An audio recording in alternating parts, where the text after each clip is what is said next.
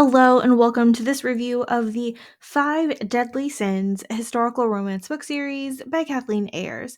I'm Olivia, your favorite resource for book recommendations you can easily screenshot. You're watching Random Olive Reads. First up is Sinfully Wed. We have a tragic prologue for the five Sinclair siblings as their older half brother banishes them all to a far flung, destitute estate after the death of their father. 10 years later, Jordan is visited by the family solicitor to be informed that he's the new Earl after the cruel older brother has passed away. But Jordan does not just inherit an earldom, he inherits a heavily indebted estate with all debts owned by a title grabbing moneylender who requires marriage to his daughter Odessa. She's totally ignorant of her father's treachery and has her own plans of deterring all titled weakling suitors by padding her waistline and eating raw onions before they come to visit. Except Jordan is truly desperate for funds and plans to live separately anyway, so it doesn't matter what Odessa looks like, and he's unflinchingly polite. Jordan soon realizes Odessa's ruse, and it turns out they're actually attracted to each other anyway. They just both want to get out from underneath her father's control, so we've got a few things to overcome before we find the happily ever after. Sinfully Tempted is book 2 of the series.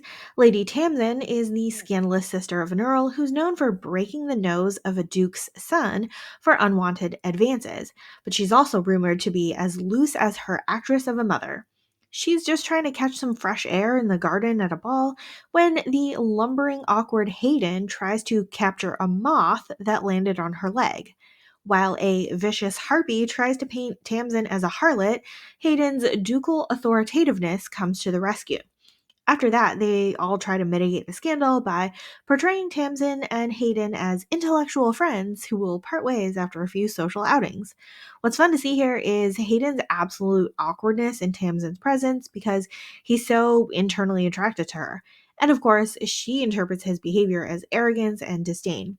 Even when he finally gets a clue and tries to pursue her, all she sees from him is insult. It was surprisingly heartbreaking for a premise that seemed so simple. Sinfully Mine is book 3 of the series. Gambler Drew inherits a farm from a fellow gambler with a stipulation about the man's widow retaining residence. He goes off to the country and try to find a way to pay off the widow, sell the house, and invest the money with his friend. Except when he gets there, he finds a widow his own age with tons of stubbornness. Hester is the daughter of the town drunkard, married to a man thrice her age and basically the steward of the estate, trying her best to turn a profit off the land. She is not backing down or moving out, so she ends up at odds with the conniving Drew. They bicker and fight and make no concessions to each other at all until they start a physical relationship instead. There's some additional drama in the form of attacks on Drew's person and a somewhat suspicious solicitor who's overly familiar with Hester. This book had all the fun parts of a property dispute romance with just the right of animosity between our two main characters. Sinfully Yours is book 4 of the series. Mercenary Malcolm just wants to go home, but he's stuck doing a job for a spoiled and arrogant lord. His task is to kidnap the heiress that the lord is thwarted from courting, except he catches the cantankerous cousin Alice instead. They end up stranded at a cottage together, have a one night stand, and then go off their separate ways. Is it possible to have actually fallen in love in that short of a time? Especially when Alice doesn't really know Malcolm's identity. Maybe, maybe not, but it was a still really enjoyable read. Sinfully Wanton is book 5 of the series. This one is your classic feisty young lady paired with her older brother's best friend.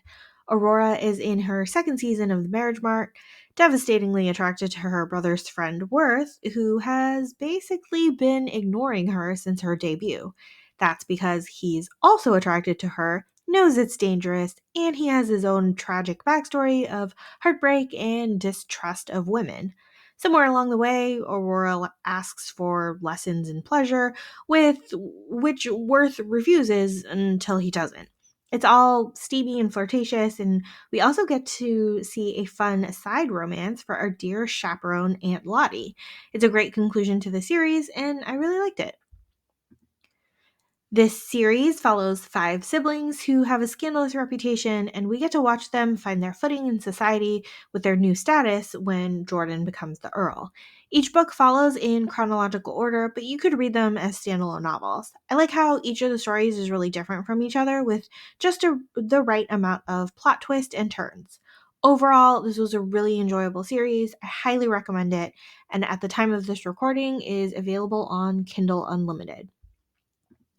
Thank you so much for watching this video. Hopefully you found a book or 5 to add to your TBR. Links to all of these books are in the description box. Like and subscribe to get updates, and you can follow me on Instagram at randomolive.